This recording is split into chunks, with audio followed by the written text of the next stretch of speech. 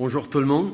Je suis très heureux d'être ici, accompagné de la ministre Joly et du haut-commissaire Godéo. Aujourd'hui, on a terminé la réunion des chefs de gouvernement du Commonwealth ici au Rwanda. C'était une occasion de discuter avec nos partenaires de plusieurs enjeux comme la guerre injustifiable de la Russie en Ukraine, la sécurité alimentaire et les changements climatiques. We also talked about the importance of supporting efforts to modernize and reform the Commonwealth and of strengthening democracy, good governance, and respect for human rights in countries around the world. We're in a critical time right now. We're all feeling the impacts of Russia's illegal invasion of Ukraine through rising food and fuel prices and supply chain issues. We must continue to stand up to Putin. We must work together with partners and allies to support Ukraine's independence, sovereignty, and territorial integrity, as well as Ukraine's democracy.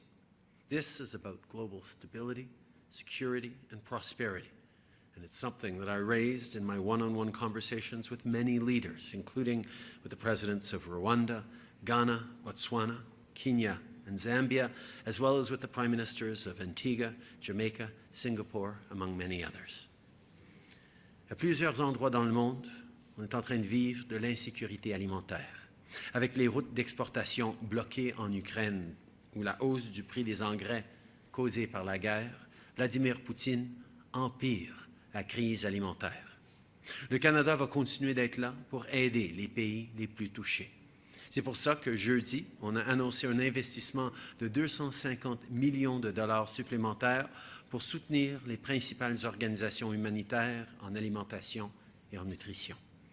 Investing in food security around the world matters to vulnerable people who are hungry, and it matters to Canadians because it fosters stability that benefits everyone. We're continuing our work to improve people's lives. This morning, we participated in an event with the Commonwealth youth leaders. We discussed the importance of education and skills training to give more opportunities to more people, especially young people, and announced this week $94 million in funding for education, including through international scholarships and funding to improve primary school learning outcomes in Liberia and Sierra Leone. We're also going to invest $120 million in initiatives that will support gender equality in Commonwealth countries. This includes, for example, funding to support sexual and reproductive health and rights in Nigeria. It also includes research projects to improve health systems and pandemic preparedness. With women's rights under attack in many parts of the world, we must and we will continue investing in more access to safe sexual and reproductive health services for women everywhere. In many meetings, we had the opportunity to discuss efforts to tackle climate change and keep people safe. This week, we're announcing that we'll invest over $30 million in different initiatives to share information and promote nature-based solutions to fight climate change. This investment will also help with different projects that support peace and security throughout the African continent. To improve people's lives, we have to work together, and that's why it's so important to strengthen our relationships with Africa. Comme on l'a annoncé cette semaine, on va convertir le bureau du Canada au Rwanda en un plein haut-commissariat, ce qui va augmenter notre capacité pour les services diplomatiques, et on va établir une mission spécifique et un ambassadeur auprès de l'Union africaine basé en Éthiopie. On a aussi signé un accord sur le transport aérien Canada-Rwanda pour que nos pays soient mieux connectés. C'est une initiative qui va être profitable pour les gens qui veulent voyager et pour les entreprises en croissance. The world is facing many challenges: Russia's war in Ukraine, food insecurity, climate change, continued pandemic. I look forward to continuing to work to address these challenges during the G7 in Germany starting tomorrow. And I want to again thank Rwanda for hosting a successful summit here in Kigali. And President Kagame did an outstanding job. But before I finish, I want to pause for a moment on the terrible news coming out of Oslo today. We send our deepest condolences to the victims and the families and loved ones of the families. LGBTQ2 people and everyone should never live in fear or be subjected to violence because of who they are or whom they love. Aujourd'hui, on est solidaire avec les communautés LGBTQ2 en Norvège et à travers le monde. Merci beaucoup. Thank you, Prime Minister. And I'll go to question. First question. Hi, Prime Minister. David Cochran with CBC News. If we can get this in English and French. You didn't reference it as something that the Commonwealth has agreed on, and it's my understanding that there is no denunciation of Russia's invasion of Ukraine in the final communique. What message does it send that the Commonwealth will not collectively condemn Vladimir Putin's invasion, and what does that say about the challenges in further isolating Russia on the world stage? The Commonwealth is a group of nations that share fundamental values and priorities: defense of the rule of law, standing up for each other's sovereignty, for territorial integrity. I can assure you that the topic of standing up for Ukraine was much discussed, and in our consensus communique, around which we are united, there is strong language of support for Ukraine, support for international law and the Ukraine Charter, that yes, we recognize challenges politically that certain member states face, but the commitment to the values that underpin the Commonwealth, rule of law, of respecting each other, of standing up for democracy and human rights, meant that we're united even on this one.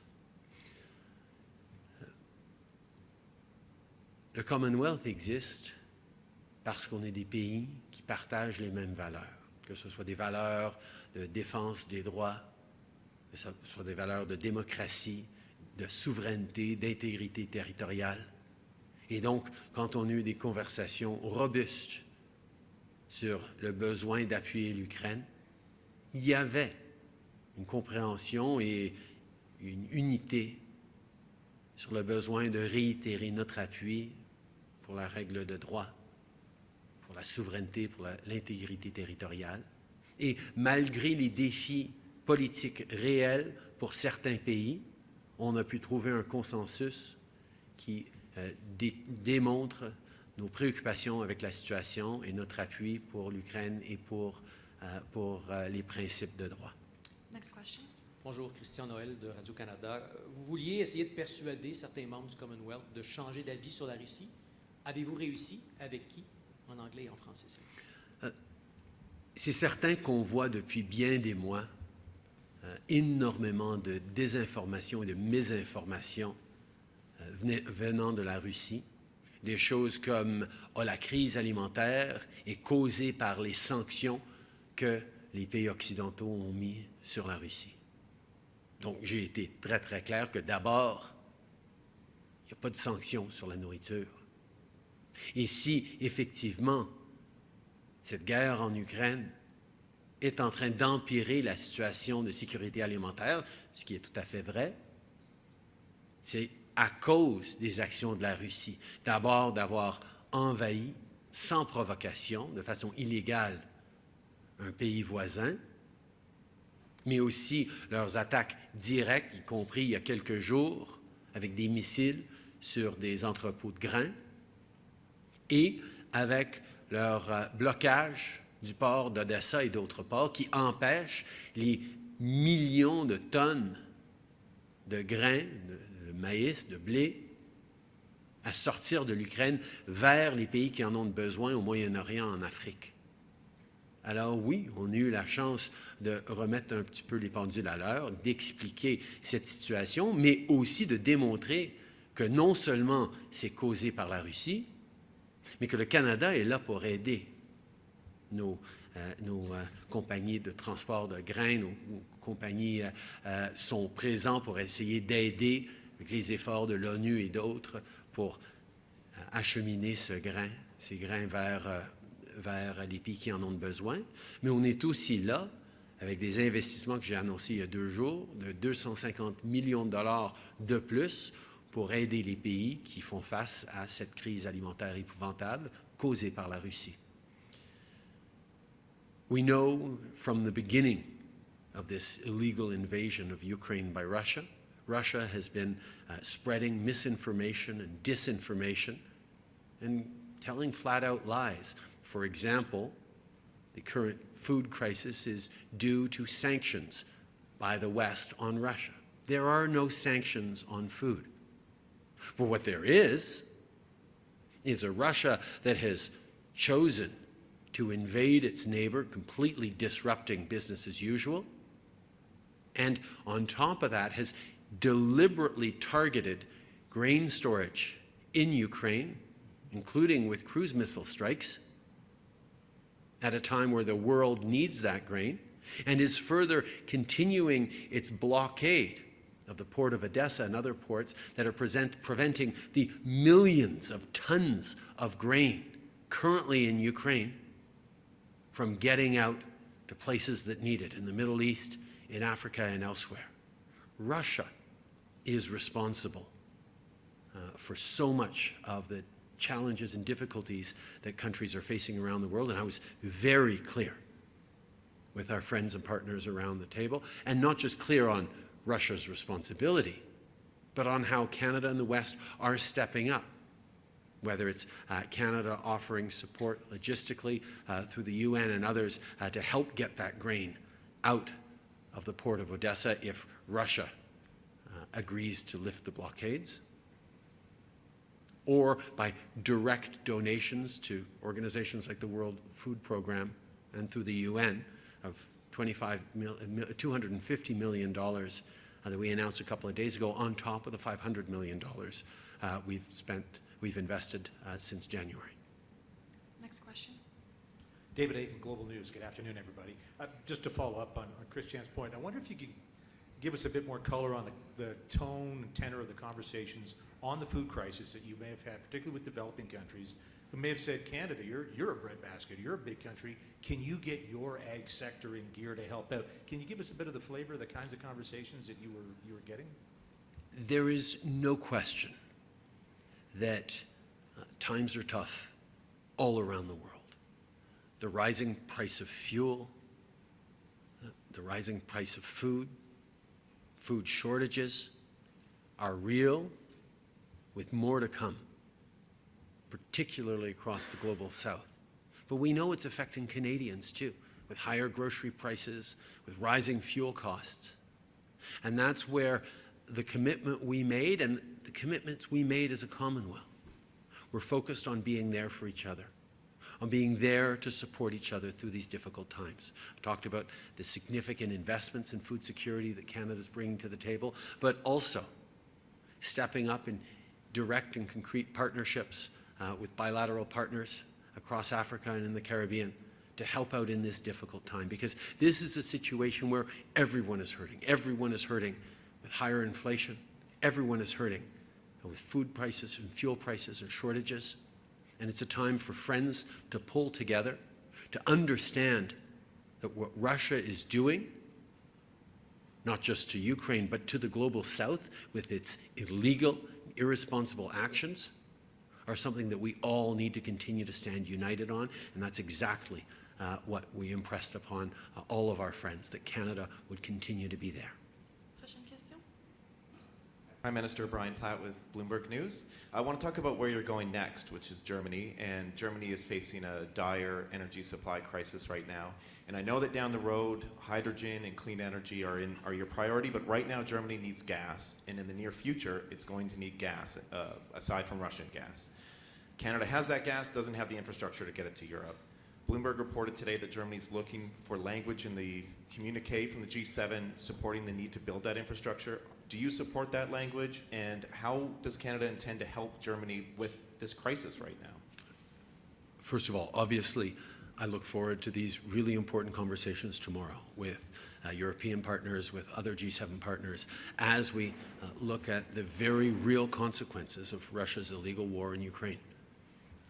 Canada, as we've said from the beginning, and certainly as I had extensive conversations on with the Chancellor and his ministers when I was last in Germany just a few months ago, we talked about the need to invest in infrastructure that was going to, yes, support in the short and medium term on the energy crisis we're facing, but also be prepared for the transition off of fossil fuels towards hydrogen, towards better solutions around the world. And that's exactly the conversations that we are very much a part of in an ongoing fashion, not just with Chancellor Schultz, but with President von der Leyen and other partners across Europe and indeed around the world. Canada can be part of the solution as we look at short-term needs, but also as we commit ourselves even more and even faster to the transformation of our energy mix that we know we're going to need even faster because of Russia's actions. J'ai bien hâte dans les prochains jours d'avoir des conversations et la continuation de conversations importantes qu'on a eues avec l'Allemagne, avec d'autres partenaires européens sur le besoin, oui, énergétique dans le court terme, mais aussi sur cette transformation vers de l'énergie plus propre que nous devons accélérer à cause des actions de la Russie. Ce ne sera pas facile, mais le Canada est là, surtout que beaucoup de l'infrastructure qu'on pourrait bâtir pour le gaz naturel va aussi servir pour l'hydrogène. Parce que tous les investissements qu'on est en train de faire maintenant et pour le court terme doivent servir à cette transition vers une moindre dépendance sur les carburants fossiles dans les années à venir. J'ai déjà eu bien des conversations directement avec le chancelier là-dessus quand j'étais en Allemagne il y a quelques mois, mais aussi avec la présidente von der Leyen de la Commission européenne et d'autres. Et nous allons continuer d'être là en mode solution. Mais oui, il y a des gros défis, mais c'est justement pourquoi c'est si important de se rassembler à partir de demain en tant que G7 pour élaborer encore plus de pistes de solutions. Next question. Prime Minister Laura Osman, the Canadian Press. On that note, I want to know, is it at all in the cards or on the table for Canada to relax any of its climate efforts or regulations in the face of this really urgent need in Europe in the short term? Obviously, these are conversations that we're going to have over the coming days, but Canada's position continues to be this is a terrible situation caused by Russia, and we need to take it to intensify our efforts to not just reduce our reliance on Russian oil and gas, but on oil and gas in general as a global economy. And how we get there in the short term, how we build for the medium term, how we ensure that the long term is covered is exactly what we're going to be talking about over the next couple of days, not just with our fellow G7 leaders, but with leaders from around the world who will be joining us in Germany to tackle this very issue. Next question. Kevin Gallagher, CTV National News. Prime Minister, I just want to ask you, there was a commitment, of course, made in the last G7 to get 2.1 billion doses of COVID-19 vaccine to poorer countries. Oxfam's come out with reports saying that only 49% of those have been delivered, and actually saying Canada's only delivered 30% of its 50.7 million doses. I'm wondering where Canada's at in getting those vaccines there, and what are you going to do to get the G7 countries to get those vaccines to poor countries faster? There are a number of mechanisms that have been put in place over the past years to respond to this pandemic, and particularly to make sure that we are getting vaccines and health supports to the most vulnerable countries in the world.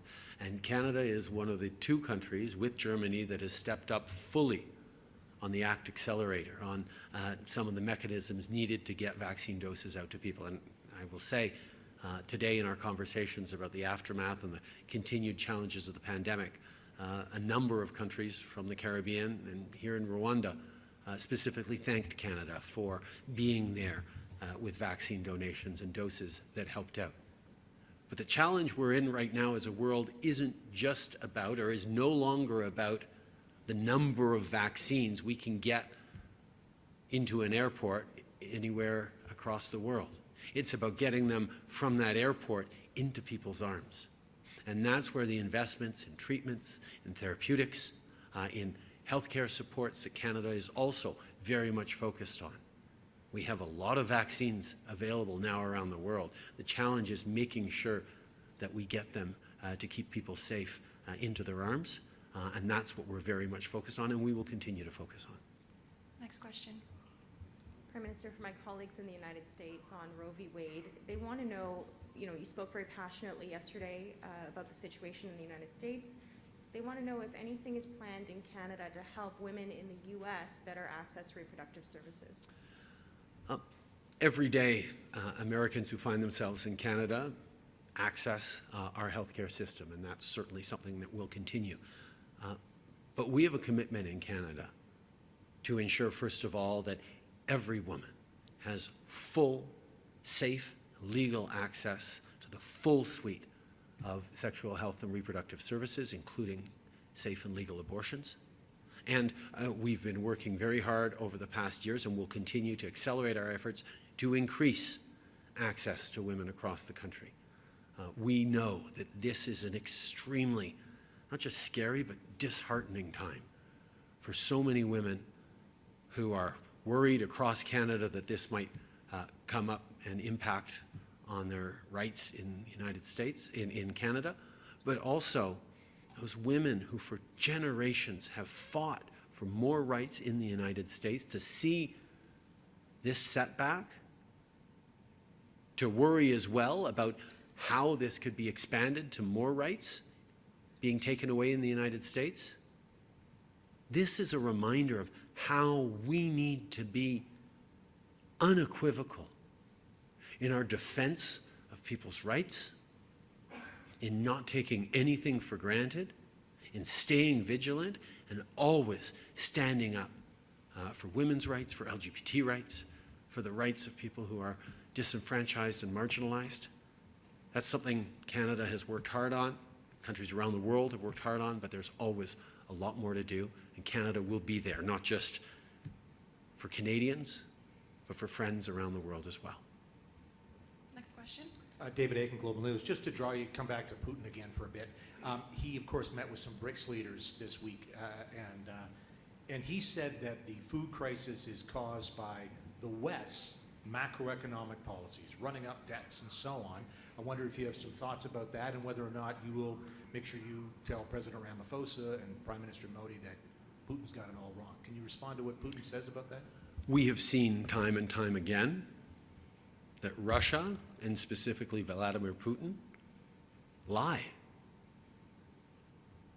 They are currently blockading the port of Odessa, preventing the millions of tons of grain that came from the bountiful harvest last year in Ukraine from getting out to vulnerable countries around the world. They actually deliberately and specifically targeted grain storage facilities to destroy Ukrainian grain. They've been stealing grain. They have been worsening the food crisis across the global south. I've already had conversations with President Ramaphosa of South Africa and others over the past months on the impact of Russia's illegal, illegitimate actions. First, talking about the importance of standing up for the principles of sovereignty, of territorial integrity, of a people's right to choose their own future, which Russia has deliberately targeted with this illegal invasion of Ukraine. But it's not just about abstract rights and important principles like democracy that this is at play. It's now impacting directly families around the world with higher food prices, higher fuel prices, all flowing directly from Vladimir Putin's unprovoked, illegitimate invasion of a neighboring country. That's the message that we talked about an awful lot during this Commonwealth Heads of Government meeting. It's something we talked about a lot with the Global South in Los Angeles 2 weeks ago at the Summit of the Americas, where South American countries were extremely concerned about the food shortages caused by Vladimir Putin as well. And we're going to continue as we gather tomorrow and the next day in Germany, including with President Ramaphosa, President Modi, Prime Minister Modi, and others, to talk about and to move forward on solutions for. Because the world needs to understand what is at stake. If Putin continues to believe he can act with impunity and not just cause horrific damage and loss of life in Ukraine, but directly cause loss of life and opportunity for people around the world needs to continue to stand up against him. Last question, dernière question. Christian Noël de Radio-Canada. Les sanctions ont isolé peut-être Vladimir Poutine de l'Ouest, mais pas du reste du monde.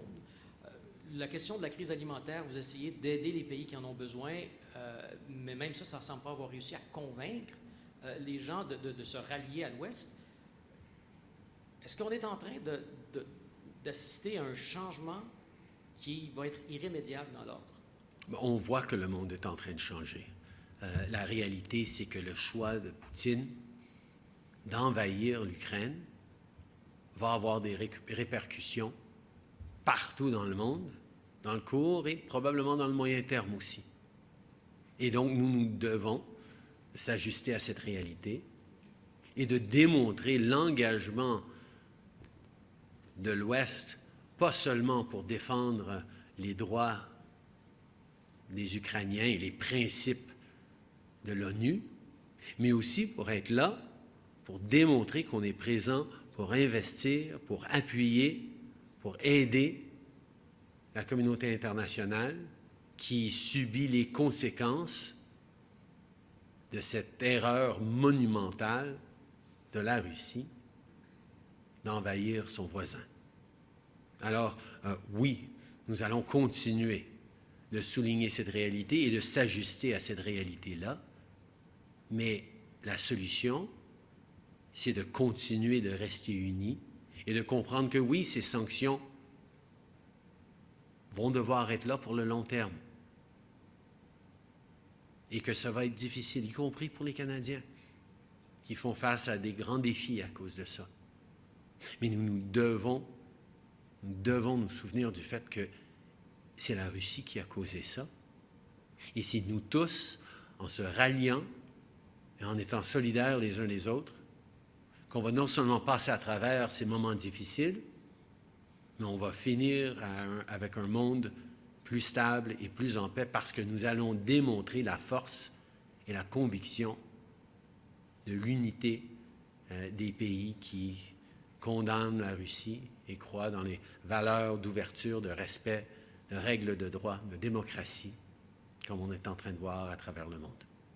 Merci beaucoup. C'est ce qui met fin à la conférence de presse d'aujourd'hui. This is what ends today's press conference. Thank you, everyone. Merci tout le monde.